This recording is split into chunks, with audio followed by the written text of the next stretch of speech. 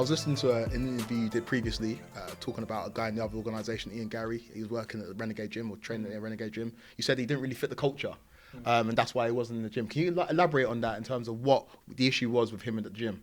Like I say, not fitting the culture, and that is, we all help each other to go, you know. So anyone that comes to the gym is if you come to the gym and you're part of the team, I'm going to show you everything I know. You know what I mean? Where it wasn't so much that from him. It was come and take.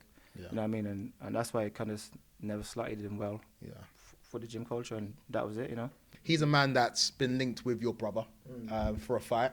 Do you reckon that's the right next fight for Leon?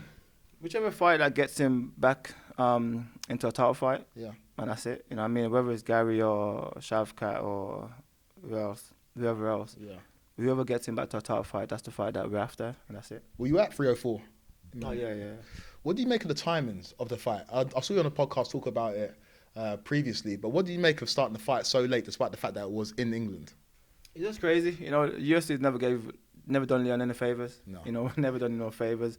When he won the title, they never done him no favour. Defending it, they never done him any. So it is what it is. You know, like I said, my brother just takes it on the chin, and he just says the game's the game, and you'll come back.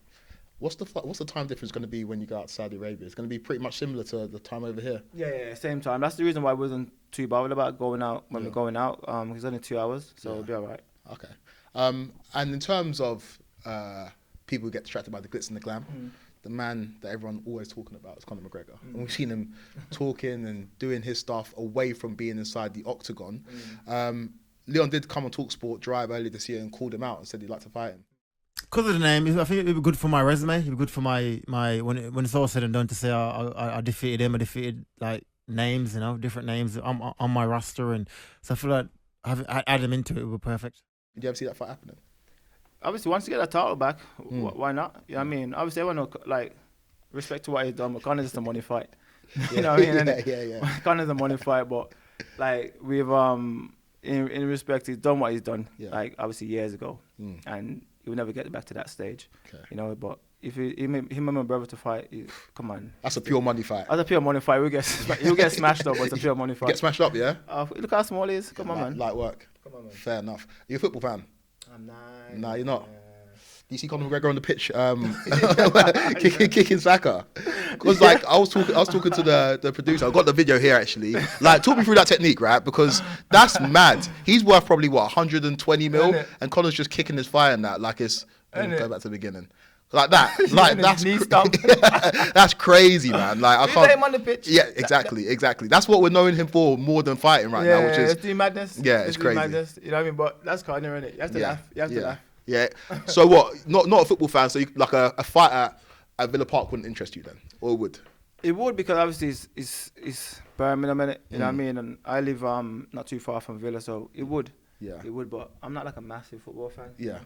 Were you a big MMA fan before you started doing that? Nah.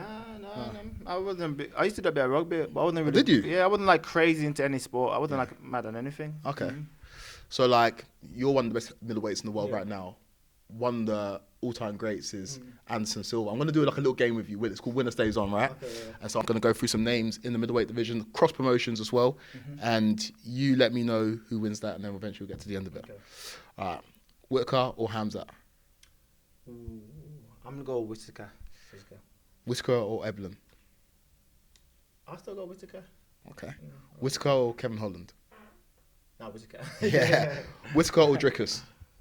Obviously, Drickus is already beat him. Drickus or Izzy? I'll say Prime Izzy. Prime Izzy? Prime Izzy. Why? Because I think Izzy's done a lot now, so he's kind of a bit more like, you know, like Izzy a few years ago would have smoked him in my eyes, and that's it. What's Izzy like missing from his game? Because of course we know he's one of the best, right? One of the greatest of all time. But what's been missing over the last couple of years that means he's losing to the likes of the Drickus? I think it's just probably the hunger, you know. You know what I mean? Like when I fight, you have to always be hungry, and when you got millions and millions in the bank, you might think, I'll train hard, but I ain't gonna give you the same I used to give you 5 years ago. So it's kind of like, do you think from a fighter's point of view, because obviously I don't know this kind of stuff, is it like you're fighting for the glory, you're fighting for the belt, but ultimately you're fighting for financial security, right?